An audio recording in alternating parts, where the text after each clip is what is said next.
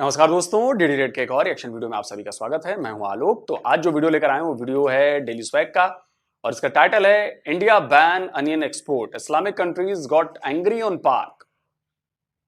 जी हां, बिल्कुल, यूएई ने एक बड़े कड़े शब्दों में कहा है पाकिस्तान को कि जी आपके यहां हो क्या रहा है। ईसाइयों पर हमले जो हुए हैं उस पर बड़ा कड़ा बयान आया है यूएई की तरफ से। अब सोचिए, यूएई एक मुस्लिम कंट्री है, पाकिस्तान एक मुस्लिम कंट्री है, लेकिन यूएई ने फौरन जारी कर दिया बयान कि भाई तुम्हारे देश में क्या हो रहा है, ये ईसाइयों पर हमला क्यों हो रहा है, ईसाइयों को मारा क्यों जा रहा है, उनके चर्चों को तोड़ा क्यों गया, जलाया क्यों गया, बाइबल क्यों जलाई गई। सोचिए, इस्लामिक देशों का जो संगठन है ओआईसी, उसका एक बहुत तगड़ा मेंबर है यूएई, और उसने ये बात कही है तो कुछ ना कुछ तो मतलब है, और पाकिस्तान को सुनाया है उसने। अब इस पर चलिए देखते हैं भाई कि पाकिस्तान में लोग क्या कह रहे हैं, आइए देखते हैं। सर, इंडिया से अलग हुए थे, इंडिया आज तरक्की कर गया। हाँ, वो इसलिए तरक्की कर गया बेटा, वो बड़े ही अपने लिए एक हैं। हम अपने लिए एक नहीं, हम छुरी मार रहे हैं, हम एक दूसरे को काटने वाले हैं बेटा। हम एक नहीं हो सकते, हम तरक्की नहीं कर सकते। दिन ब दिन पस्ती हाले में जाएंगे बेटा। हमें चाहिए इस वक्त कोई बिजनेसमैन,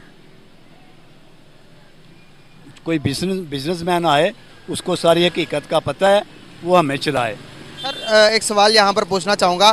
पाकिस्तान एक ज़रूरी मुल्क है, लेकिन फिर भी हम अपनी ज़रूरियाती चीज़ें बाहर से इंपोर्ट करते हैं, जैसे कि प्याज, चावल, गंदम, टमाटर वगैरह। इस तरह की चीज़ें इंडिया एक्सपोर्ट करता है दुनिया को।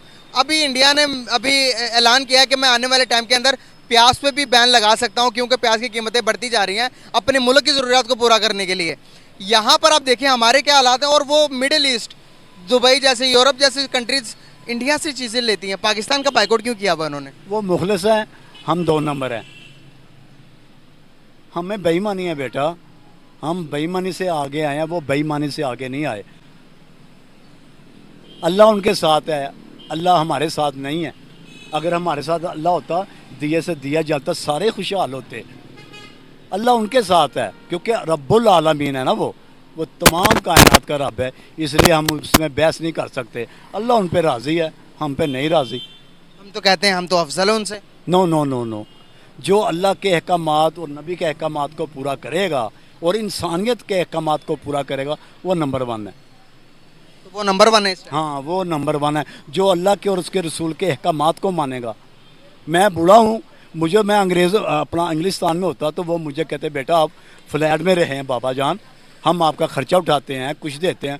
यहाँ तो कहते हैं बेटा, घर वाले कहते हैं भाई बूढ़े भी हो गए तो क्या कमा के लाओ, हमें घर नहीं जाने देते। मैं ये ऐलान करना चाहता हूँ, मैं कब्रिस्तान जाऊँ और मुर्दों से कहूँ उठो पाकिस्तान के लिए और अपने घर वालों के लिए कमाई करो। एक से गुजारा नहीं होता बेटा। अब हमारी दिएँ बहना बेटियाँ, मैं कुछ नहीं बयान कर सकता उनके साथ हमारा मुआशरा क्या कर रहा है। अल्लाह माफ़ करे, और अनकरीब झटके आएंगे। ये सारे लोग कलमा पढ़ते बाहर निकलेंगे और अल्लाह पाक इनको मौका नहीं देगा, उसके बगैर नहीं। क्या पड़ोसियों के साथ भी ताल्लुक बेहतर कर लेना चाहिए? क्यों नहीं, हर पड़ोसी के साथ हमारा अच्छा ताल्लुकात होना चाहिए, ख़राब नहीं होना चाहिए। बिल्कुल सही। इंडिया के साथ हाथ मिला लें, सुलह कर लें, बीती बातों को ख़त्म करके नए मुस्तकबिल के बारे में सोचें, आने वाली नस्लों को बेहतर की तरह बताएं, या उनको दुश्मनियां बताएं कि भाई वो हमारा दुश्मन है, इसके साथ दुश्मनी करनी है। नस्लों को ठीक करने के लिए, मुल्क को आगे बढ़ाने के लिए आपको नहीं लगता कि नफरतों को ख़त्म करके भाईचारा पैदा कर लेना चाहिए? बिल्कुल भाईचारा पैदा करना चाहिए। हम बर्रे सगीर में रहते थे बेटा, हम एक थे, 1947 में हम अलहदा हुए हैं। कोई बात याद है, पाकिस्तानी हमसे ज़्यादा तो उधर है मुसलमान। मैं जरा इस पर अलग मत रखता हूं। बर्रे सगीर क्या होता है? आप सब हिंदुस्तान में रहते थे, आप सब इंडियंस थे। व्हाट इज बर्रे सगीर? या तो ये कहिए कि हम इंडियन सब कॉन्टिनेंट में रहते थे, या तो ये कहिए कि भारतीय उपमहाद्वीप में रहते थे। बड़े सगीर, पाको हिंद, ये सब बनाई हुई बातें।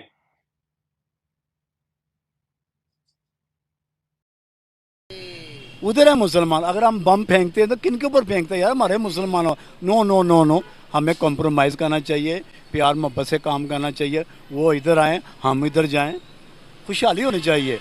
दोबारा से अपना तारुफ बता दो, नाम बता दो हमारे वीडियो से। शाहरुख खान नाम है मेरा, कश्मीर से बिलोंग करता हूँ मैं, पाकिस्तान ऑक्युपाइड कश्मीर से। अच्छा, तो पाकिस्तान ऑक्युपाइड कश्मीर कह रहे हो आप? या ज़ाहिर है इंडिपेंडेंस तो है नहीं मेरे ख्याल में, जो पिछले दिनों सियासी सिस्टम चला है तो उसमें फिर ऐसे अब पाकिस्तानी कश्मीर से ताल्लुक़ रखने वाले बंदे हैं, लेकिन ये कह रहे हैं पाकिस्तान ऑक्युपाइड कश्मीर। बड़ा इनका एक बयान है। तो यार एक इंटरव्यू आपने किसी पाकिस्तानी चैनल पे भी दिया हुआ है? मैंने साफत की दुनिया वालों को दिया और अब तक न्यूज़ वालों को दिया था। वो मेरे ख्याल से काफ़ी वायरल हुआ है। मैंने देखा ही नहीं। काफ़ी ज़्यादा वायरल हुआ आपका जो आपने जो इंटरव्यू दिया, आपके जो पाकिस्तान को लेकर जो बयानात थे वो पाकिस्तानियों को अच्छे नहीं लगे। नहीं, पता है क्या है, जितना मैं कहता हूँ, कोई कहता है ना मैं पाकिस्तानी हूँ, तो उतना शायद मैं भी पाकिस्तानी हूँ, लेकिन जहाँ पे समथिंग इज़ मिसिंग हो ना, तो वहाँ पे आप उसको ज़रूर क्रिटिसाइज़ करो। चलो ठीक है, हम टॉपिक की तरफ चलते हैं। क्या हालात लगते हैं कि कैसा गुजारा चल रहा है और कश्मीर के क्या हालात हैं? आप कश्मीरी तो कौन सी जगह से हो? मैं आज़ाद कश्मीर ज़िला बाग से हूँ। अच्छा, बाघ वाली साइड से, ज़बरदस्त हो गया जी। तो क्या हालात चल रहे हैं? हालात इस वक्त तो रूल ऑफ लॉ की नाम की चीज़ नहीं है, तो महंगाई ने आवाम को सताया हुआ है। हर तरफ जो आप जाएं तो लोकल कम्युनिटी जो है ना वो रो रही है, बस ये सिचुएशन है। तो इंडस्ट्री हमारी फ्लॉप होती जा रही है दिन ब दिन, तो उसकी वजह से फिर आपको पता है कि इस तरह के हालात होंगे। बिल्कुल सही। क्या अब मैं डायरेक्ट कश्मीर पे आता हूँ, उसके बाद अपने टॉपिक पे आऊँगा। कौन सा कश्मीर में ज़्यादा डेवलपमेंट, हमारी तरफ या उनकी तरफ वाले में?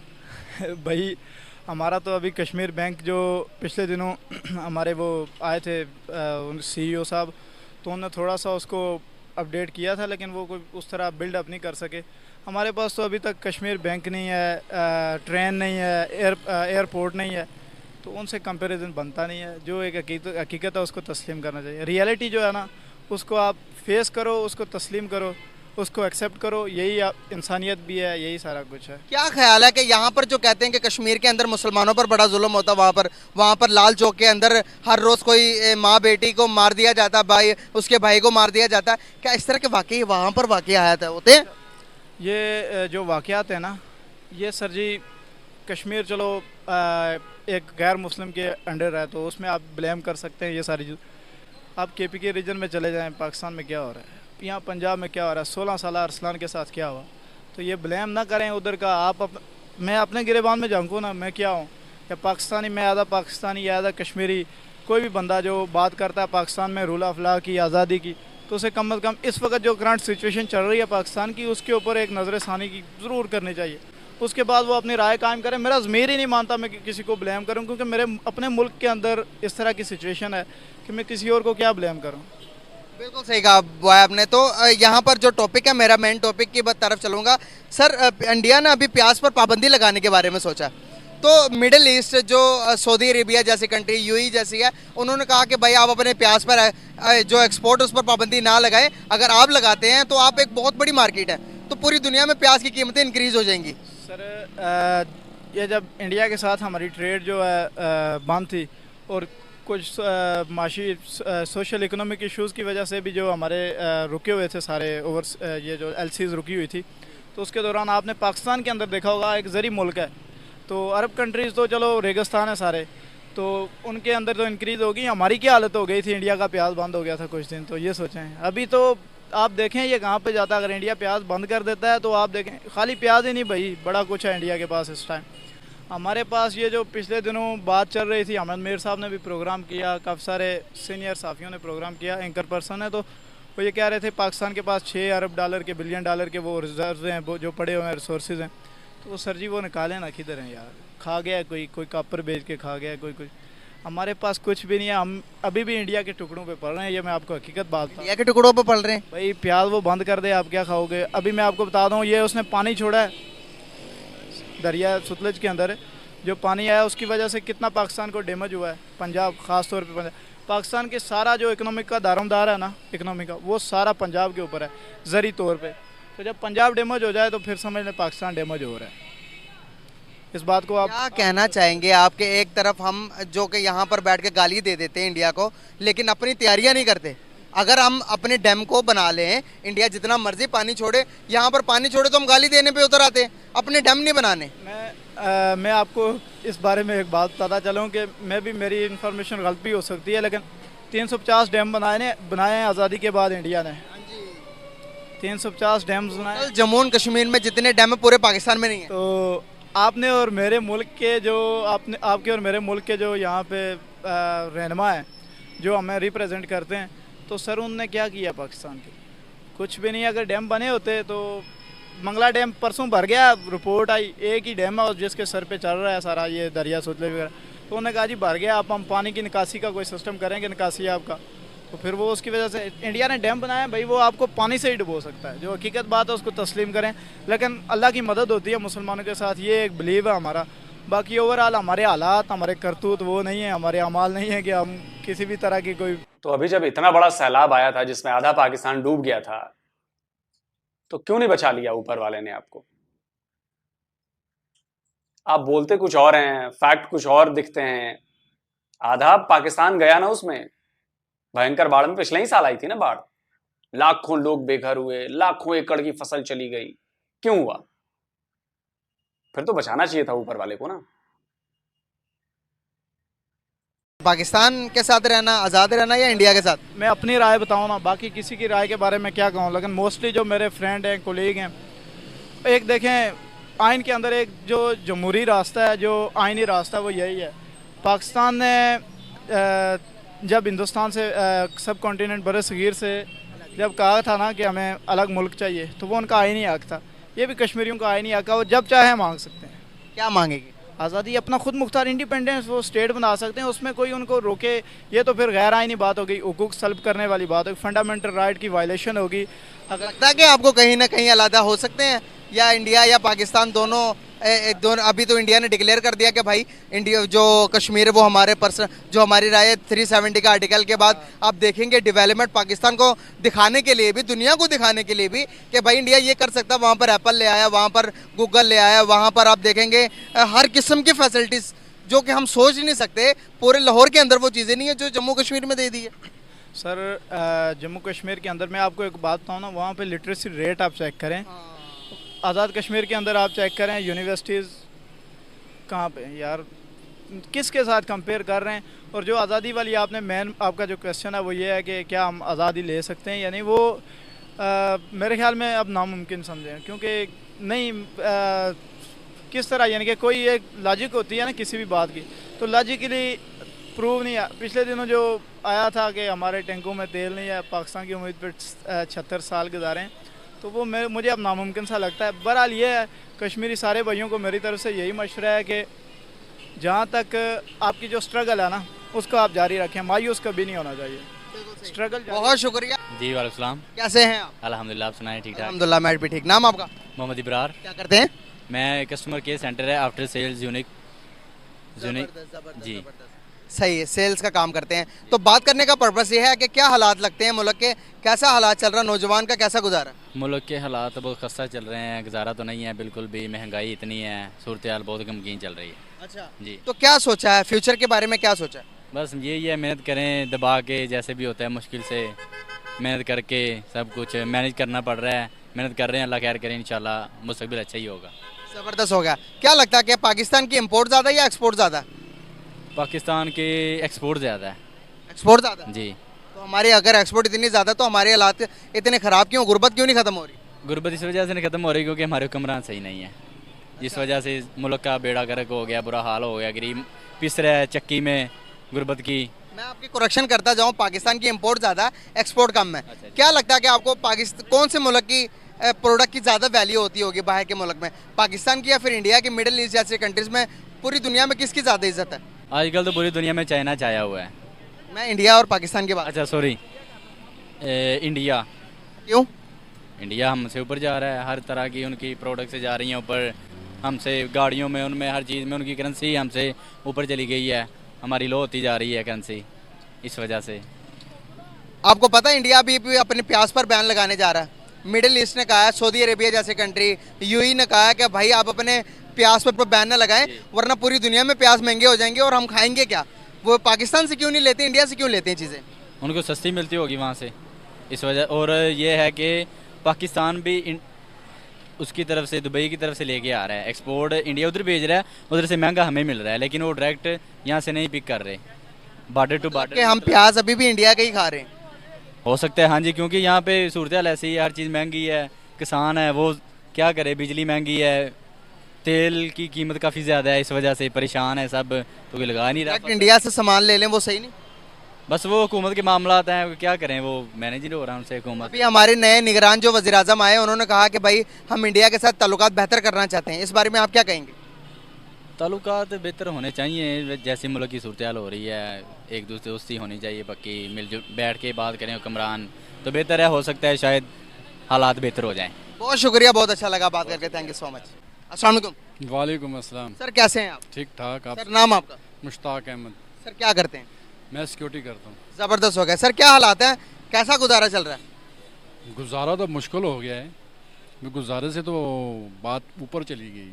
क्या फिर कैसे चल रहा निज़ाम? बस निज़ाम तो चलाना पड़ता है ना, कि क्या करें अभी, इसके बगैर तो गुजारा नहीं है ना। अभी रोना पिटना तो हमारा किस्मत बन चुका है, उसके अलावा तो रोना तो हमने ज़रूर है, क्योंकि हालात ऐसे हों या ना, रोना हमारा किस्मत में है। सर टैक्स दे रहे हैं, हर चीज़ कर रहे हैं, फिर भी पाकिस्तानी क्यों रो रहा है? पाकिस्तानी असल में इसको जो है ना, ये अपने आप पे रो रहा है। क्यों सर? वो इसलिए कि ये जो हम सियासतदान लेके आते हैं ना, ये हम खुद लेके आते हैं, हम अपने ऊपर, हम लड़ते हैं इनके पीछे, मरते हैं इनके पीछे, लेकिन ये हमारे साथ क्या करते हैं, आकर ये हमारे साथ ये हालात कर देते हैं। ये बस क्या किया जाए, गुजारा तो करना ही है ना। सर जब इंपोर्ट कम होगी, एक्सपोर्ट ज़्यादा होगी तो मुल्क तरक्की करेगा ना। यहाँ पर हमारी इंपोर्ट ज़्यादा, एक्सपोर्ट है ही नहीं, पैसे सारे तो बाहर चले जाते हैं, फिर हम कहते हैं कि भाई मुल्क नहीं बढ़ रहा, तरक्की नहीं कर रहा। इंडिया को देख लें, अपनी हर चीज़ वो बाहर एक्सपोर्ट कर रहा, मिडिल ईस्ट को बेच रहा। हम यहाँ पर पहले चावल हम भेजते थे, अब हमारे चावलों पर भी बैन लगा दिया उन्होंने, कहा पाकिस्तान से नहीं लेना, बाकी सबसे ले लेंगे। क्या वजूहत है? यही तो चीज़ है ना कि इन्होंने मतलब गैर मुस्लिमों का यही चाल है ना कि यार मुसलमानों को जो है ना पीछे छोड़ो। अच्छा। हाँ जी, ये उनकी यही चाल है, उनकी उस चाल में हमारे जो है ना ये सियासतदान भी आए हुए हैं। मतलब कमाल की बात है ना यार, कि जहां भी आप देखो कि आपकी अपनी गलतियां हैं, आपकी अपनी मक्कारियां हैं, आपकी अपनी बेईमानियां हैं, वहां पर सीधे टोपी ट्रांसफर कि जी ये सब मुसलमानों के खिलाफ लगे हुए हैं। जितने नॉन मुस्लिम हैं वो सब मुसलमानों के खिलाफ काम कर रहे हैं, मुसलमानों को तबाह करना चाहते हैं, मुसलमानों को बर्बाद करना चाहते हैं। अरे ये बोलने से पहले ये तो देख लीजिए, दुनिया की दूसरी सबसे बड़ी रिलीजन को आप रिप्रेजेंट करते हैं, यानी कि दुनिया में दूसरे सबसे बड़ा जो धर्म है, सबसे बड़े जो धर्म को लोग मानने वाले हैं वो आप हैं। और अगर आप ये बात कहेंगे कि भाई हमारे साथ साजिश हो रहा है, हमारे साथ साजिश हो रही है, हमारे खिलाफ लोग काम कर रहे हैं, जितने नॉन मुस्लिम है एक हो गए, भैया तो हमारा सोचिए, हम तो तीसरे नंबर पर आते हैं। हम तो हर बात में ये कहने लगे कि भाई मुसलमान हमारे खिलाफ साजिश रचते हैं, ईसाई हमारे खिलाफ साजिश रचते हैं, यहूदी हमारे खिलाफ साजिश रचते हैं, हर कोई साजिश रचता है। भैया ये कहने से काम नहीं चलता, अपनी कमियां दूर करिए, अपनी गलतियों को मानिए, स्वीकार कीजिए। और पाकिस्तानियों में ये सबसे बड़ी प्रॉब्लम है कि वो गलती मानने को तैयार, वो ये सोचते हैं कि हम गलती कर ही नहीं सकते। तो जब तक ये रहेगा तब तक तो भाई यही हालत रहेगी, करते रहिए टोपी ट्रांसफर दूसरे के ऊपर। ज़बरदस्त हो गया सर, आपने क्या लॉजिक वाली बात की है, मैं आपकी इस बात से एग्री नहीं करता। फॉर एग्जांपल मिडिल ईस्ट अगर मैं बात करूं, सऊदीया जैसी कंट्री, अच्छा दुबई जैसी कंट्री, ये तो मुस्लिम ममालिक है, फिर ये क्यों बाइकआउट कर रहे हैं पाकिस्तान का? यार ये हम क्या कह सकते हैं, इसमें हमें कुछ नहीं कह सकते। कहा कि बाहर की ताकतें गैर मुस्लिम हम पर साजिश कर रहे हैं। की बात की है मैंने, इनकी बात नहीं की है मैंने, गैर मुस्लिम की बात की है। गैर मुस्लिम का ये तो हमारे भाई है ना, फिर हमसे सामान क्यों नहीं खरीदते, इंडिया से क्यों खरीदते हैं? आपका कोई भाई नहीं है भाई, आजकल अपनी अपनी है, कोई किसी का। हमसे सामान नहीं खरीद के इंडिया से क्यों खरीदते हैं वो?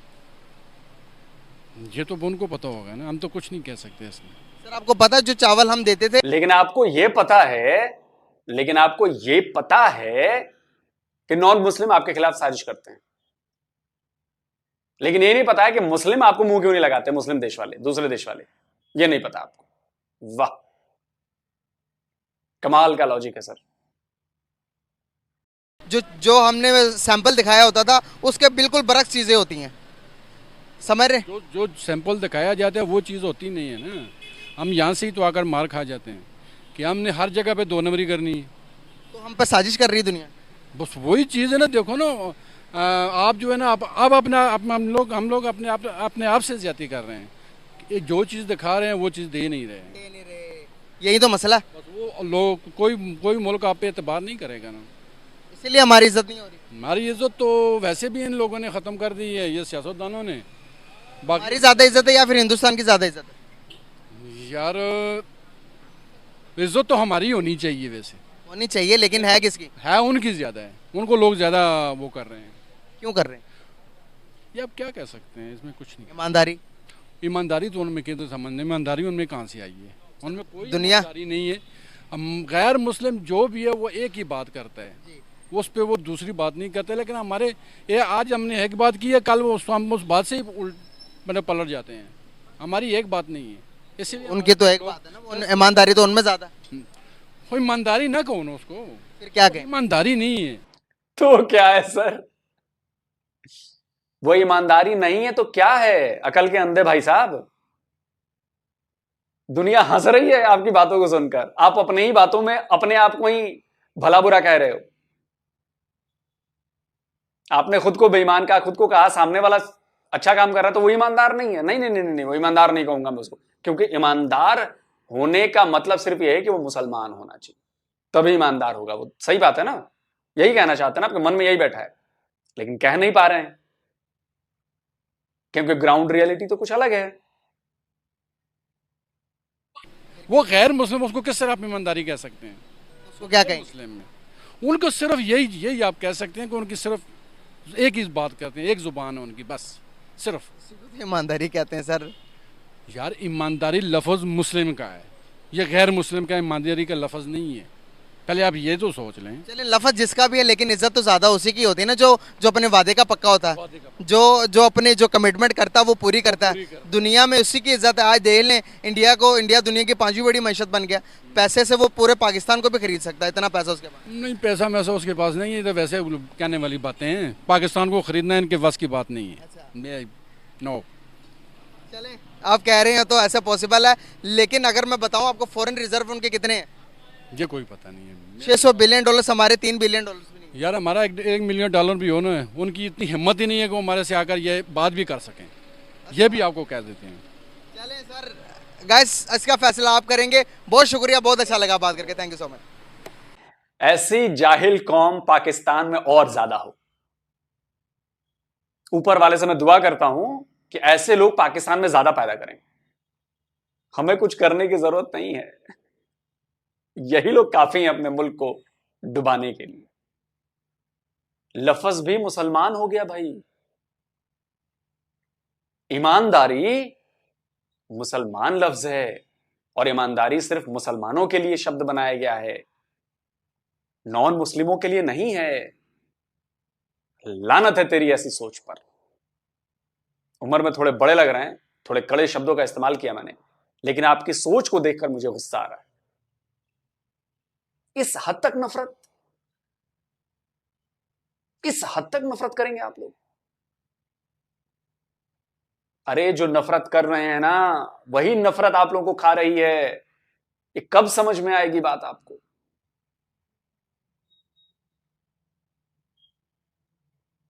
नॉन मुस्लिम की बनाई सिलाई मशीन से आपका कुर्ता पजामा सिला होगा, टोपी सिली होगी, उतार कर फेंक दो, नंगे हो जाओ।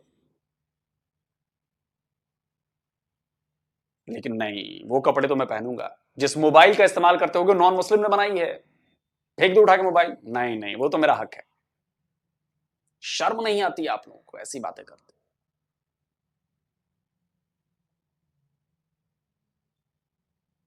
अकल के नाम पर आप लोगों के पास कुछ भी नहीं। हर चीज पर आपका हक है, दूसरा नहीं छुएगा जी, दूसरा बोलेगा नहीं। अब तो शब्द पर भी आपका हक हो गया। शब्द भी हिंदू मुसलमान हो गए, नॉन मुस्लिम हो गए। अच्छी बात है, बधाई हो पाकिस्तान, आपको आपके यहां ऐसे लोग पैदा हुए हैं जो आपकी कंट्री को और ज्यादा कब्र में दफन कर रहे हैं और गड्ढा कब्र खोद रहे हैं। कब्र जो है ना वो और गड्ढा कर रहे हैं कि भाई इतना गहराई में दफनाओ अपने मुल्क को कि चाह कर भी निकल ना पाए कोई। कुछ साल इंतजार कीजिए, अगर कोई अच्छा आ गया, समझदार आ गया तो बचा लेगा, नहीं तो